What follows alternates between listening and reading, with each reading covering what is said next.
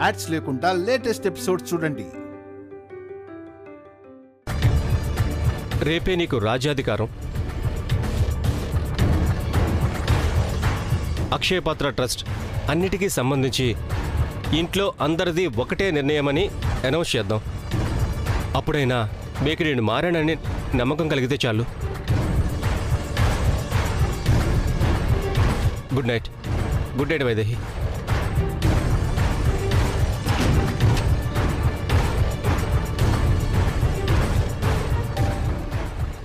ఏంటి వైదేహి, ఇది కళ నిజమా? వీడు నిజంగా మారాడంటే నమ్మాలా, లేదా నాన్నేదన్నా చేస్తాడని నిజంగా మారాడా, లేక నాన్న సాకు చెప్పి మారినట్టు మనల్ని మభ్యపెడుతున్నాడా? ఇంతవరకు వాలి ఎప్పుడూ ముందుకొచ్చి మారానని చెప్పింది లేదు బావా. తను నిజంగా మారితే ఏంటి సంతోషాన్నే కోరుకుంటుంటే దాన్ని తిరిగిచ్చేద్దాం. కానీ వైదేహి వాలిని అస్సలు నమ్మడానికి లేదు. అందుకే కదా బావా, ఏది కోరుకుంటే దాన్ని తిరిగిచ్చేద్దాం అంటున్నా. మంచైతే మంచి, చెడైతే చెడు. ఇచ్చేద్దాం బావా.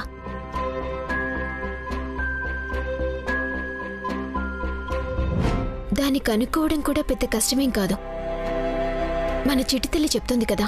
అవును, మన చిట్టి తల్లి ఉంది కదా, ఇంకెందుకు భయం? వాలిలో వచ్చిన మార్పు నిజమైతే మంచిదే. లేదు ఇంకా మారలేదు, బుర్రలో చెత్త ఆలోచనలతోనే తిరుగుతున్నాడు అంటే మాత్రం క్షమించేది లేదు.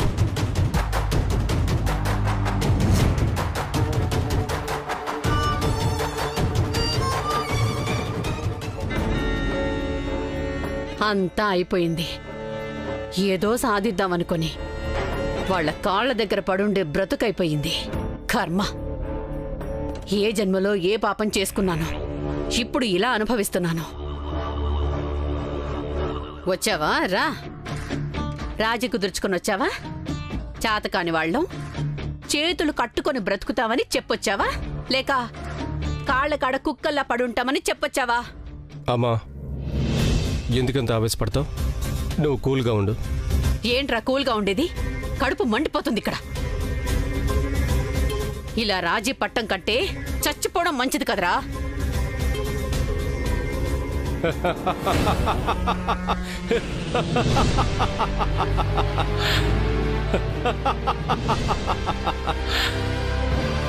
నవ్వుతావేంట్రా? పిచ్చేమన్నా పట్టిందా నీకు? నాకు పిచ్చెక్కడ వింటమ్మా. నేను జనాల్ని పిచ్చెక్కిస్తాను గానీ నీ కొడుకు గురించి నీకు తెలిసింది ఇంతేనా? 10 తలల రావణాసురుణ్ణి నేను. 10 సార్లు చచ్చి పుట్టినా నేను మారను. నేను అనుకున్నది సాధించే వరకు అస్సలు మారను. మారానని నేనే చెప్పినా నువ్వు నమ్మకూడదు.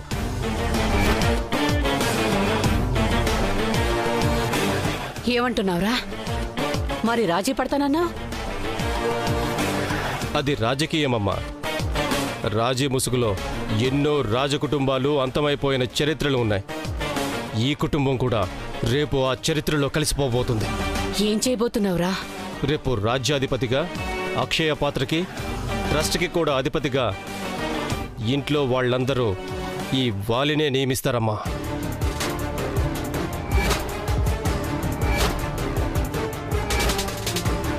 నిన్ను రాజ్యాధిపతిగా నియమిస్తారా? ఈ ఇంట్లో వాళ్ళ? డౌటే లేదు, నీకు నిజంగానే పిచ్చెక్కేసింది. అది ఎప్పటికీ జరగని పని. అది లాక్కునేదే గాని వాళ్ళు ఎప్పటికీ ఇచ్చేది కాదు. కొన్ని బలవంతంగా లాక్కుందామన్నా రావమ్మా. వాళ్ళంతటా వాళ్ళు ఇచ్చేలా చేసుకోవాలి. అది జరగదురా. వాళ్ళు ఎప్పటికీ ఇవ్వరు. నువ్వు కలలు కంట మానే. కలలు కాదమ్మా, జరగబోయేది చెప్తున్నా. ముందు మీ పెదనాన్న ఆత్మ నుంచి ఎలా బయటపడాలో ఆలోచించు. తర్వాత మిగతా వాటి గురించి ఆలోచిద్దు గాని. అన్ని రోగాలకి ఒకటే మందులా, అన్ని సమస్యలకి ఒకటే ఉపాయం ఆలోచించానమ్మా. ఈ ఇంట్లో వాళ్లే కాదు, పెదనాన్న ఆత్మ అయినా సరే రేపు మనం చెప్పినట్టు ఆడాల్సిందే. రేపు నువ్వేం చేయబోతున్నావో ఈ రాత్రికి ఆ పసిగుడ్డు వాళ్ళకి చెప్పేస్తుంది కదరా. చెప్పాలి అంటే దేవాంశ్ వైదేహీలు మేలుకొని ఉండాలి కదమ్మా. వాళ్ళు అసలు స్పృహలోనే లేకుండా పోతే? స్పృహలో లేకుండా ఎక్కడికి పోతారు? దానికి ప్రత్యేకమైన ఏర్పాట్లు చేశానమ్మా.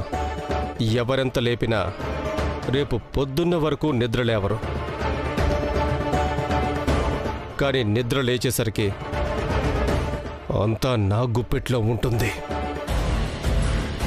నేను మారిపోయానని వాళ్ళకి బహుమతిగా ఇచ్చిన బెలూన్సే వాళ్ళని మూర్చపోయేలా చేస్తాయి.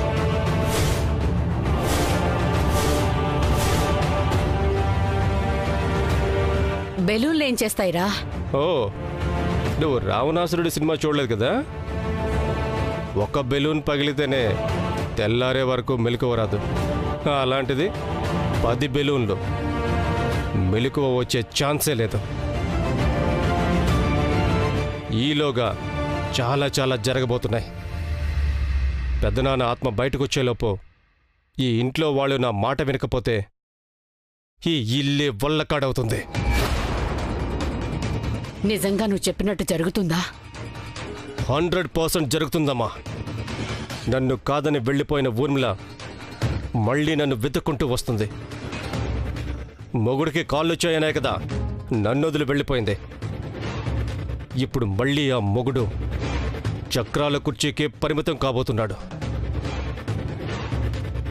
ఇలా ఒకటనేంటి, చాలానే జరగబోతున్నాయి.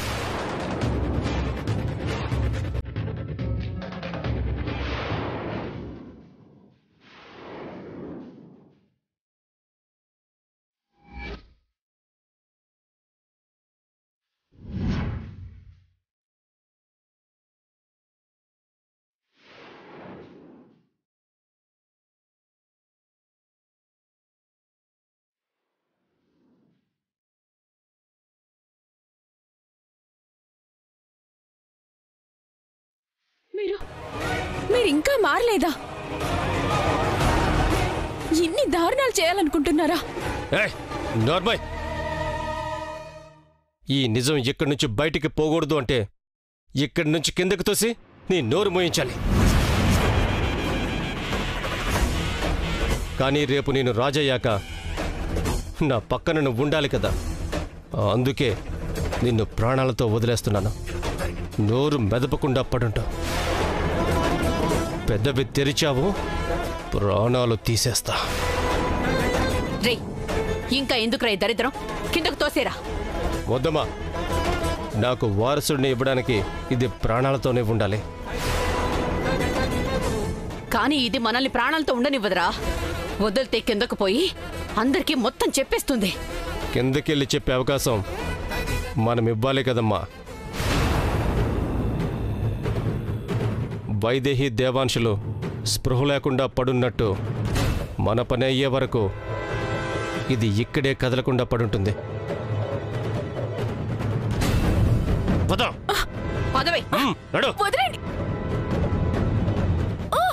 ఇదిగో చూడు, ఇదంతా మన మంచి కోసమే చేస్తున్నాను. నోరు మూసుకొని పడుండు, అర్థమైందా? నువ్వు మాట్లాడకుండా ఉంటేనే మంచిది. ప్లీజ్ అర్థం చేసుకో. అమ్మా రా అజీ, ప్లీజ్ కోఆపరేట్ చేయి.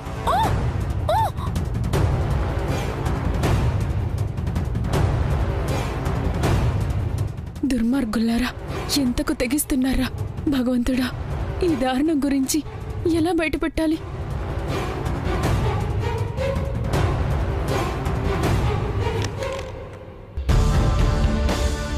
వాళ్ళని నమ్మడానికి లేదు వైదేహి.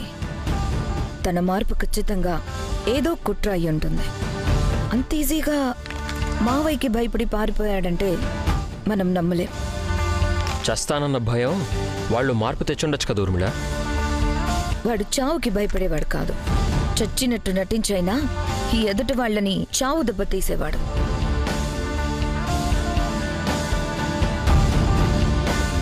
మావయ్య గారి ఆత్మ వాళ్లలో ప్రవేశించి మెడ మీద కత్తి పెట్టుకుని బెదిరించినా నిజం చెప్పకుండా బయటపడ్డారే తప్ప మారింది లేదు.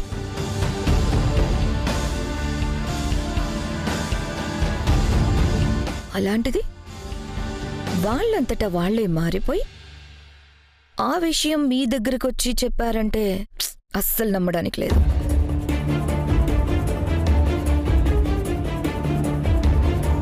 మళ్ళీ ఏం చేయబోతున్నారో నాకెందుకో భయంగా ఉంది. భయం ఎందుకక్క? వాళ్ళు ఏ కుట్ర చేసినా అది వాళ్ళనే అనుభవించాలి.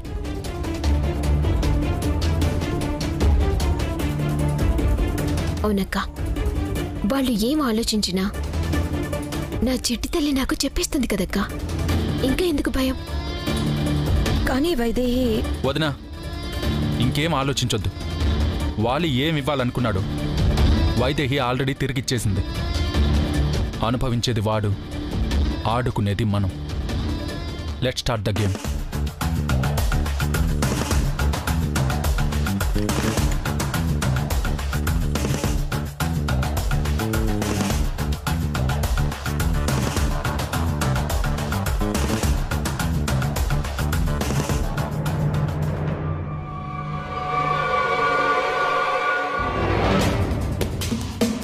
ఇదేంటి, వీళ్ళు లోపల ఉంటారనుకుంటే బయటున్నారు? ఏంట్రా ఏదో ప్లాన్ అన్నావు, అసలు స్పృహలోనే ఉండరు అన్నావు. ఇక్కడ వెళ్ళి చూస్తే హాయిగా ఆడుకుంటున్నారు. ఎంతసేపు ఆడుతారో ఆడినిమ్మా. నిద్ర వచ్చాక పడుకోవడానికి లోపలికి వెళ్లాల్సిందే కదా. అప్పుడు ఆ బెలూన్స్ బ్లాస్ట్ చేసి నా ఆట నేను ఆడతాను. అయితే ఇప్పుడు వాళ్ళు లోపలికి పోవాలి అంతే కదా, మనమే పంపిద్దాం. క్యారమ్స్ ఆడుతున్నారా ఇప్పుడా? మీకు అసలు వేళపాల లేదా? ఇంట్లో ఎప్పుడు పడితే అప్పుడు ఆడతారా? ఏదో నిద్ర పట్టక ఆడుతున్నామత్తయ్య.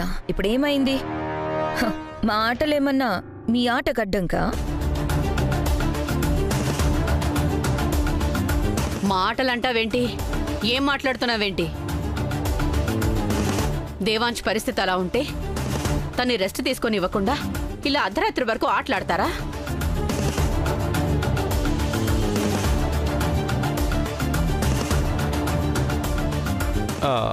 అవును, పైగా ఎల్లుండి సీమంతం అంటున్నారు.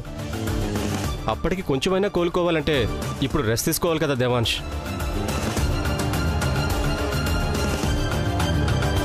వాళ్ళు పిలిచారే అనుకో, నువ్వెందుకు వచ్చావు బాబు?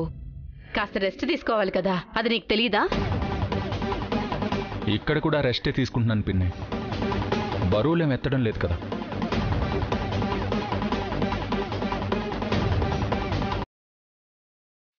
అయినా మన అనుకున్న వాళ్లతో సంతోషంగా గడపడాన్ని మించి రెస్ట్ ఇంకే ఉంటుంది పిన్ని.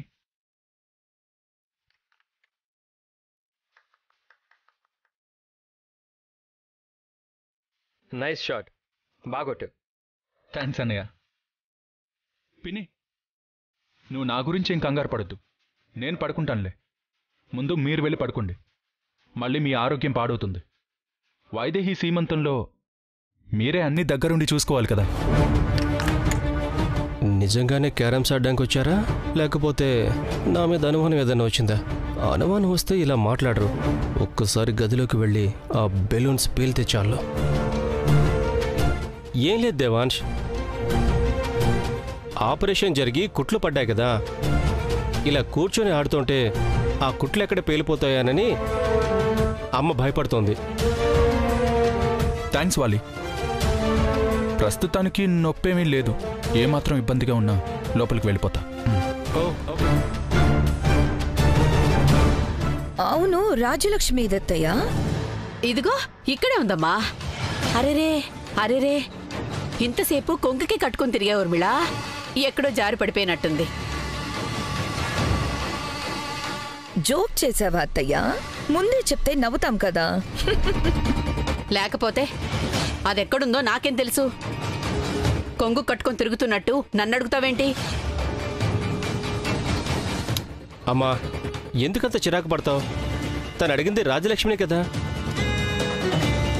ఇందాక పైకొచ్చింది ఊర్మిళ,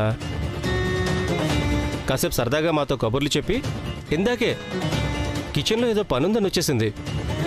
అక్కడే ఉండుంటుంది. లేదా బయట ఎక్కడైనా చల్లగాలికి తిరుగుతూ ఉండొచ్చు. సరే, మీరు ఆడుకోండి. అమ్మా, నిద్ర వస్తుందన్నావు కదా, మనం వెళ్ళి పడుకుందాం పదా.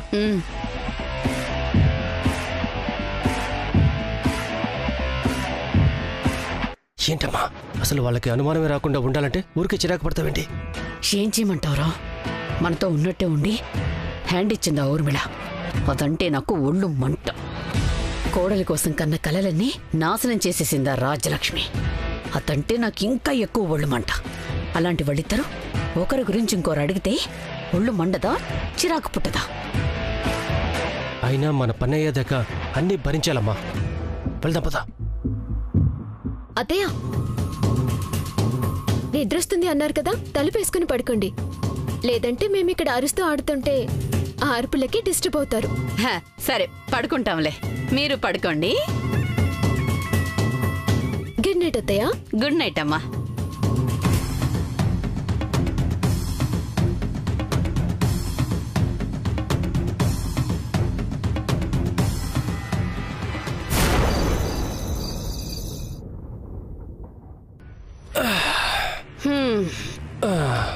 వాళ్ళెప్పుడు లోపలికెళ్తారో, ఆ బెలూన్లు ఎప్పుడు పేల్తాయో.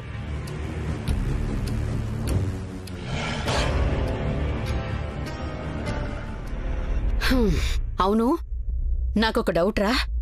ఆ బెలూన్స్ లోపల కట్టావు కదా, వాళ్ళు లోపలికి వెళ్ళి పడుకున్నాక వాటిని ఎలా పేలుస్తావు? అమ్మా, ఇంత ప్లాన్ చేసి కట్టిన వాడిని వాటిని పేల్చడానికి ఇంకొక ప్లాన్ ఆలోచించకుండా ఉంటానా? కావాలనే ఆ బెలూన్స్ కిటికీకి దగ్గరగా కట్టాను. ఒక టార్చ్ లైట్, భూతద్దం ఉంటే చాలు పేల్చడానికి. ఒక్కటి పేల్చితే చాలు, వరుసగా అన్నీ పేలిపోతాయి. అవునా? నిజంగా భూతద్దం టార్చ్ లైట్తో బెలూన్స్ పేల్తాయా? పేలుతాయమ్మా. అన్ని రకాల టెస్టులు చేశాకే ఈ ప్లాన్ చేశా. నీకు బుర్ర తక్కువని చాలాసార్లు బాధపడ్డాను. కానీ ఎంత తెలివిగా ఆలోచిస్తున్నావురా. నీకు సరిగ్గా చదువు అవ్వలేదు గాని, లేదంటే పెద్ద సైంటిస్ట్ అయి ఉండేవాడివి. అబ్బా, అలా పోవడొద్దమ్మా, నాకు సిగ్గేస్తుంది. సరే, నువ్వు తర్వాత తీరిగ్గా సిగ్గుపడదు గాని ముందు ఆ భూతద్దం టార్చ్ లైట్ ఎక్కడ పెట్టావో చూడు. మళ్ళీ సమయానికి అవి దొరక్కపోతే బాంబు పెట్టి వెలిగించడానికి ఒత్తి లేకుండా అయినట్టు అయిపోతుంది పరిస్థితి. అవి ఎక్కడికి పోతాయమ్మా, అన్నీ అందుబాటులోనే ఉన్నాయి. అవును, అన్నీ అందుబాటులోనే ఉన్నాయి. ఇంకెందుకు ఆలస్యం, మొదలు పెడదాం పదా. కాబట్టి నువ్వేం టెన్షన్ పడకమ్మా. వాళ్ళు ఎప్పుడు పడుకుంటే అప్పుడు పేలుస్తాం, ఎంత ఆలస్యమైనా సరే. అమ్మా, అమ్మా మాట్లాడుతుంది నీతోనే. ఇచ్చుడు, బెలూన్స్ వాళ్ళ గదిలోనే పెట్టావు కదా? అవునమ్మా, అదే కదా చెప్తున్నాను. మరైతే అవేంటి?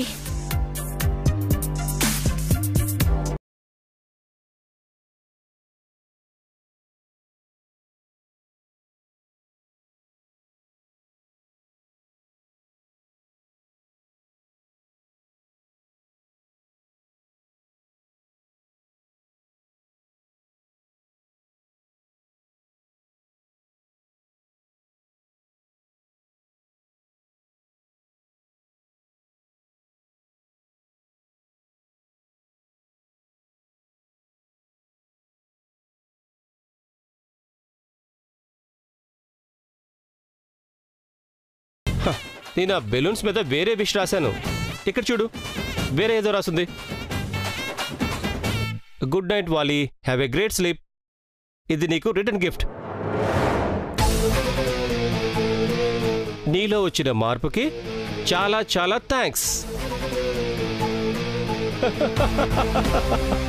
అమ్మ, చూసావా, మనం మారినట్టు వాళ్ళు నమ్మలేదేమో అనుకున్నాం, కానీ నమ్మేశారు.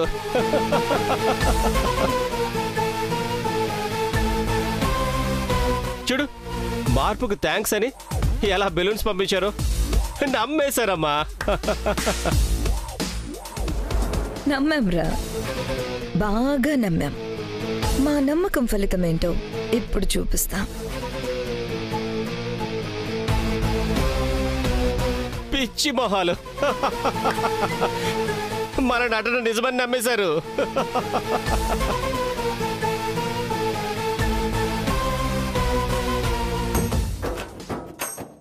ఒరే, అదేదో రిటర్న్ గిఫ్ట్ అంటున్నారు, నాకెక్కడో డౌట్ కొడుతోందిరా.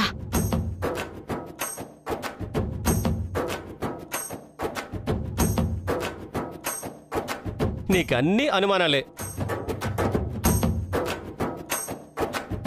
రిటర్న్ గిఫ్ట్ అంటే నేను బెలూన్స్ ఇచ్చాను కదా, వాళ్ళు ఇచ్చారు అంతే. కానీ ఆ బెలూన్స్లో ఏముందో వాళ్ళకి తెలియదు కదా, కాబట్టి ఈ బెలూన్స్ పేలినా ఏమీ కాదు.